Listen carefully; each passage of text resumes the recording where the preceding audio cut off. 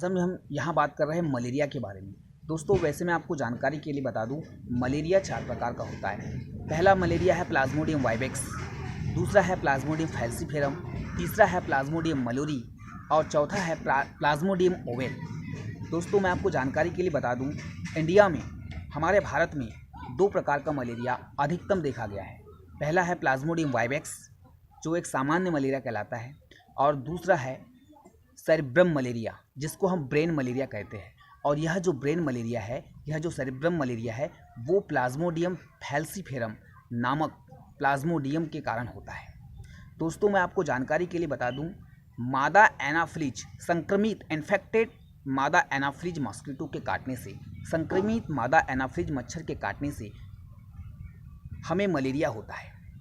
अर्थात जो इन्फेक्टेड मादा एनाफ्लीज मॉस्किटो है उसके काटने से हमें मलेरिया होता है। और संक्रमित मादा एनाफ्लीज मच्छर में प्लाज्मोडियम कहाँ से आता है, तो मैं आपको जानकारी के लिए बता दूं, संक्रमित मादा एनाफ्लीज मच्छर में जिसमें प्लाज्मोडियम उपस्थित है, तो हम अगर जानकारी के लिए देखें कि उस संक्रमित मादा एनाफ्लीज मच्छर में प्लाज्मोडियम कहाँ से आया है, तब एक रिसर्च के थ्रू पता चला कि मच्छर में प्लाज्मोडियम बंदरों अर्थात मंकी से आया है। वैसे मैं आपको जानकारी के लिए बता दूं, मलेरिया अगर आपको हो गया है तब आपको शुरुआत में समझ नहीं आएगा। अगर आपको किसी मलेरिया के मच्छर ने काटा है, किसी संक्रमित मादा एनाफ्लीज मच्छर ने काटा है, तब शुरू में आपको हल्का बुखार रहेगा, आपके पेट में दर्द बनेगा, छाले आपको हो जाएंगे, सिर में आपको दर्द बनेगा। जब धीरे धीरे किसी भी वजह से अगर ये इन्फेक्शन आपके लीवर में बना हुआ है और किसी वजह से आयुर्वेदिक वजह से या किसी मेडिसिन की वजह से वो संक्रमण प्लाज्मोडियम का जो शुरुआती संक्रमण है वो अगर आपके लीवर में दब नहीं रहा है, तब उसके बाद में आपको धीरे धीरे लगभग सप्ताह भर में मलेरिया रोग होता है। अर्थात अगर किसी संक्रमित मादा एनाफ्लीज मच्छर ने आपको काटा है और आप कोई आयुर्वेदिक या एलोपैथिक दवा नहीं खा रहे हैं, तब धीरे धीरे वह जो मादा एनाफ्लीज का प्लाज्मोडियम है वह लीवर में साइटोगेनी और गैमेटोगेनी प्रोसेस के द्वारा अपना साइकिल पूरा करता है। और जब साइकिल पूरा हो जाता है तब धीरे धीरे वह प्लाज्मोडियम हमारे शरीर की आरबीसी को ख़त्म करने लग जाता है। अर्थात जब किसी को मलेरिया होता है तब वह एनीमिक हो जाता है, अर्थात उसमें खून की कमी हो जाती है, ब्लड की कमी हो जाती है। क्योंकि जो मलेरिया का प्लाज्मोडियम है वो धीरे धीरे हमारे शरीर की लाल रक्त कणिका को, रेड ब्लड सेल को खाने लग जाता है, जिसकी वजह से हमारे शरीर में हीमोग्लोबिन की कमी हो जाती है। दोस्तों मैं आपको जानकारी के लिए बता दूं, इतनी सारी मेडिकल अवेयरनेस होने के बावजूद भी हमारे पूरे भारत देश में लगभग 10 लाख से भी अधिक लोग प्रति वर्ष मच्छर के काटने से मर रहे हैं। अर्थात सिर्फ मलेरिया से हमारे भारत देश में 10 लाख से अधिक लोग मर रहे हैं। अब आप देखिए, किसी भी वार में इतने लोग नहीं मर रहे हैं, किसी भी बीमारी से इतने लोग नहीं मर रहे जितने लोग मच्छर से मर रहे हैं। अर्थात मच्छर भी हमारे लिए किसी मिलिटेंसी, किसी आतंकवादी से कम नहीं है। अब मैं आपको बता दूं, जब कोई संक्रमित मच्छर आपको काटता है तो काटने के बाद वह क्या करता है, जैसे ही वह मच्छर काटता है, काटने के बाद वह जैसे काटता है वैसे वह अपने चूसक के द्वारा लार की एक बूंद आपके ब्लड में डाल देता है, और उस लार की एक बूंद में लाखों की संख्या में प्लाज्मोडियम हमारे शरीर में आ जाता है। और लार की एक बूंद डालने के बाद वह आपके शरीर से खून को सक करना स्टार्ट कर देता है।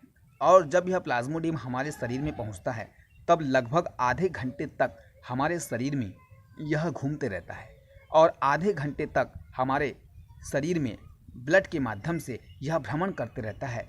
और आधे घंटे के बाद यह प्लाज्मोडियम हमारे शरीर में आकर के लीवर में बैठ जाता है, और लगभग सप्ताह भर में अपना पूरा साइकिल कंप्लीट करके साइटोगेनी और गैमेटोगेनी के द्वारा यह एक डेवलप प्लाज्मोडियम बन जाता है। और विकसित प्लाज्मोडियम बनने के बाद में यह हमारे शरीर की खून वाली कोशिका अर्थात की लाल रक्त कोशिका को यह धीरे धीरे समाप्त करने लग जाता है, जिसकी वजह से हमें मलेरिया में खून की कमी हो जाती है। अब हम बात करते हैं इसके आयुर्वेदिक उपचार की।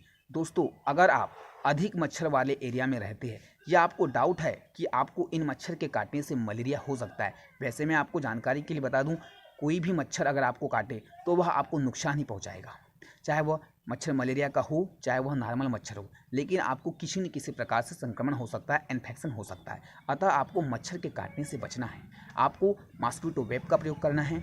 साथ ही साथ आपको प्राकृतिक तरीके से मच्छर को भगाने के लिए कुछ तरीके अपनाना है।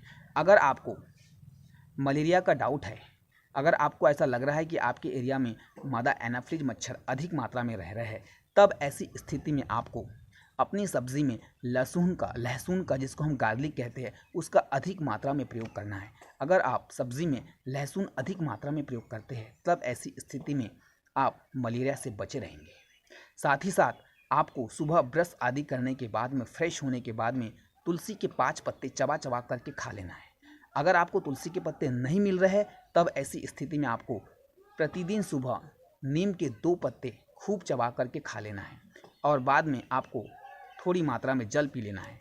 अगर आप नीम के पत्ते या तुलसी के पत्ते या अपनी आहार में लहसुन का प्रयोग करते हैं, तब ऐसी स्थिति में अगर आपको संक्रमित मादा एनाफ्लिज मच्छर काट भी देता है, तब भी आप मच्छर की समस्या अर्थात कि मलेरिया से बचे रहेंगे और आपको मलेरिया बुखार नहीं होगा। और अगर आपको मलेरिया बुखार पूर्णतः हो गया है, अब मैं आपको बता दूं कि मलेरिया बुखार का लक्षण क्या है। अगर आपको मलेरिया बुखार हो गया है तो आपको ठंडी लेकर बहुत ज़्यादा अत्यधिक मात्रा में बुखार आएगा और आपके शरीर का तापमान बहुत अधिक बढ़ जाएगा और ठंडी लेकर के आपको बुखार आएगा और बाद में फिर यह धीरे धीरे बुखार आपका शांत हो जाएगा। अधिकतम मलेरिया के बुखार को देखा गया है यह 12 घंटे बाद या 24 घंटे बाद आता है, अर्थात यह एक पीरियड से, एक साइकिल से आता है। तब ऐसी स्थिति में आपको अपने किसी पास के नज़दीकी डॉक्टर के पास जाकर के पैथोलॉजी में ब्लड जांच कर लेना है और मलेरिया टेस्ट कर लेना है, क्योंकि डॉक्टर समझ जाता है अगर किसी व्यक्ति को बुखार आया है तो वह पेशेंट के बताए अनुसार समझ जाता है कि उसे मलेरिया हुआ है या मलेरिया हो सकता है या टाइफाइड हो सकता है। जैसे ही वह ब्लड जांच, मेरे द्वारा दी गई जानकारी आपको अच्छी लगी हो, वीडियो को लाइक करिए। चैनल पर पहली बार आया है सब्सक्राइब कर लीजिए, क्योंकि यहाँ बात आपकी हेल्थ की है और हेल्थ से रिलेटेड वीडियो हम आपके लिए लाते रहते हैं। Thank you.